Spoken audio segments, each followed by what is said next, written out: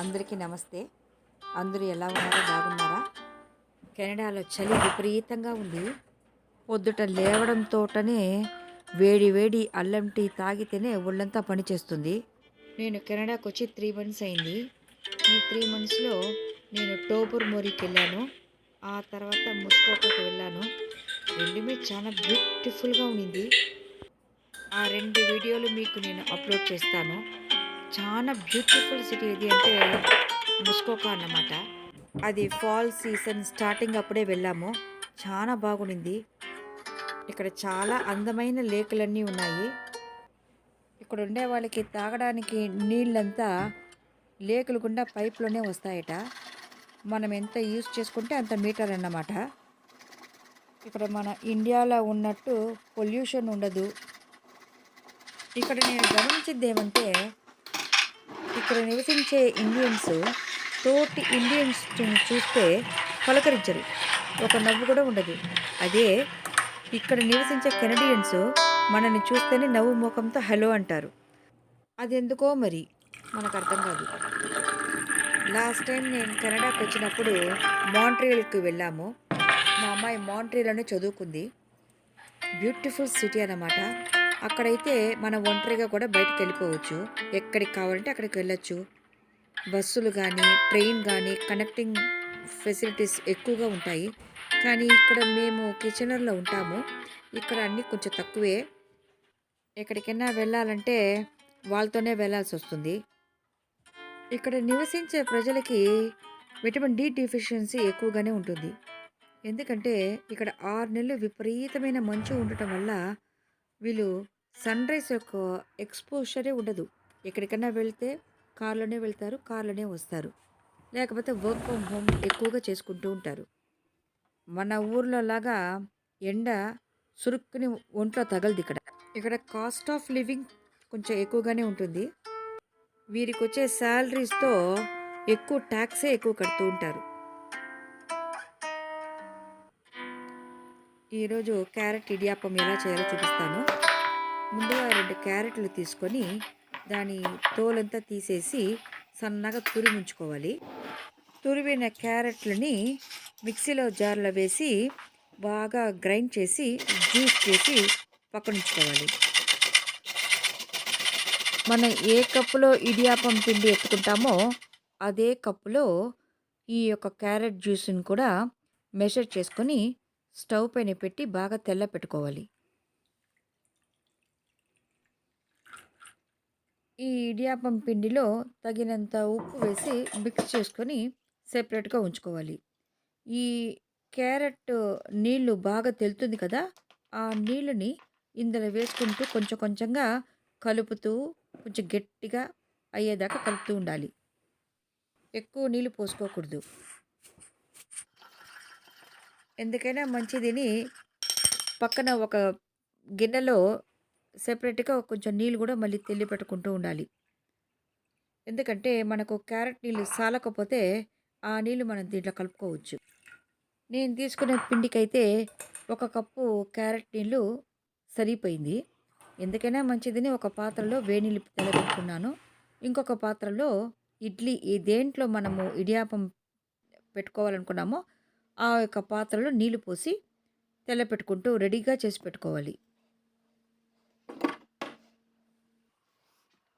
ఆ తర్వాత ఇడియాప్పం కొళాయి తీసుకొని అందులో నూనె రాసి ఈ కలిపి ఉంచుకున్న పిండిని అందులో వేసి ఇడియాప్పం తట్టలో పిండుకోవాలి. మనము ఇడియాప్పంలో రకరకాలుగా చేయొచ్చు. క్యారెట్ ఇడియాప్పం, బీట్రూట్ ఇడియాప్పం, కూరాకు ఇడియాప్పం రకరకాలుగా చేయొచ్చు. ఈరోజు నేను చేసేది క్యారెట్ ఇడియాప్పం అన్నమాట. ఇది చాలా మంచిది. పిల్లలకు బాగా డైజెస్ట్ అవుతుంది. కంటికి చాలా మంచిది. డే కేర్‌లో ఎప్పుడుమే బ్రేక్‌ఫాస్ట్ ఉంటుంది. కానీ మేము డే కేర్‌కు పంపించక ముందు మా బ్రేక్‌ఫాస్ట్ హెల్తీ బ్రేక్‌ఫాస్ట్ పెట్టే పంపిస్తాము. ఆ తర్వాత వాళ్ళు మధ్యాహ్నంలో ఏం పెట్టుకుంటారో ఏమో! వాళ్ళు ప్రాసెస్డ్ ఫుడ్డే పెడతారు మరి. మళ్ళీ మనం దాన్ని అడగటానికి వీల్లేదు కదా! అందుకని ఇక్కడి నుంచి పంపించేటప్పుడే బాబుకి హెల్తీ బ్రేక్‌ఫాస్ట్ పెడతామన్నమాట. ఈ యొక్క పిండి ఆ కొళాయిలో వేసి వేసి పిండుకోవాల్సిందే ఇంకా. సన్నటి నీట్గా దారాలుగా పడుతుంది. మధ్యలో బ్రేక్ అవ్వకూడదు. మధ్యలో బ్రేక్ అయిందంటే ఆ యొక్క పిండి బాగలేదు, సరిలేదు అని అర్థం. ఇది చక్కటి కొలతలతో, నేను చెప్పిన కొలతలతో పెడితే చాలా మృదువుగా బాగుంటుంది. మీరు ట్రై చేసి కమెంట్ సెక్షన్లో కమెంట్ చేయండి. ఇది ఒక్కొక్క పిండి వాటం కూడా ఉంటుంది. మరి ఈ ఇడియాపం పిండి ఎలా కొట్టాలో నెక్స్ట్ నేను ఇంకొక వీడియోలో చెప్తాను. మనం ఒక్కసారి కొట్టి పెట్టుకుంటే 1 సంవత్సరం వరకు నిలవ ఉంటుంది పిండి. ఇదైతే బయట తీసిన పిండి. యూజువల్గా ఇడియాపం పిండి ఇంట్లోనే కొట్టుకుంటాం మేము. ఇండియాలో చాలా బాగా వస్తుంది. పిల్లలకి ఈజీగా డైజెస్ట్ అయిపోతుంది. ఇంట్రెస్ట్గా తింటారు కూడా. ఇక్కడ వాళ్ళు ఎక్కువ నూడిల్స్ తింటారు కదా, దానికి బదులుగా అన్నమాట. ఇలా నీట్గా పడాలి.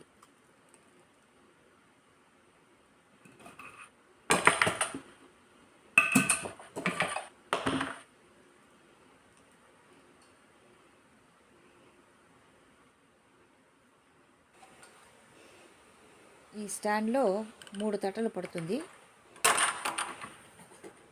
ఈ తట్టలంతా దాంట్లో పెట్టి ఆల్రెడీ మనం ఇడ్లీ స్టాండ్ వేడి నీళ్ళు పోసి కాగబెట్టుకుంటున్నాం కదా, దాంట్లో పెట్టి 8 నిమిషాల దాకా ఉడికించుకోవాలి.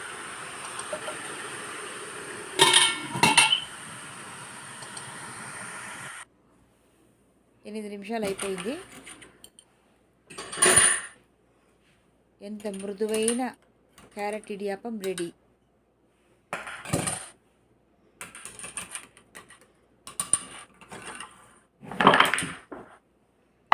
పిల్లలకు మన చేతి గుండా ఇలాంటి టిఫిన్లు పెడితే మనకెంతో ఆత్మతృప్తిగా ఉంటుంది. మరి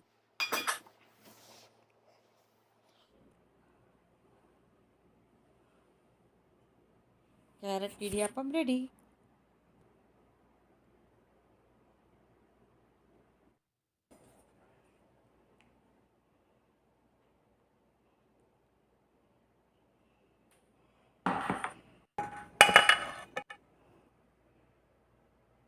సమయం 5:15 మరి.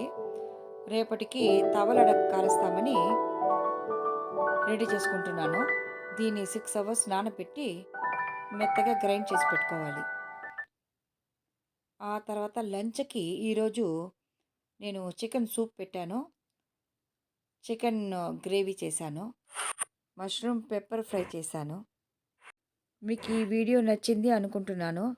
మీకు ఈ వీడియో నచ్చినట్లయితే నా ఛానల్ని సబ్స్క్రైబ్ చేసుకొని లైక్ చేసుకోండి. మరిన్ని మంచి వీడియోలతో మళ్ళీ కలుస్తాను. అంతవరకు సెలవు మరి.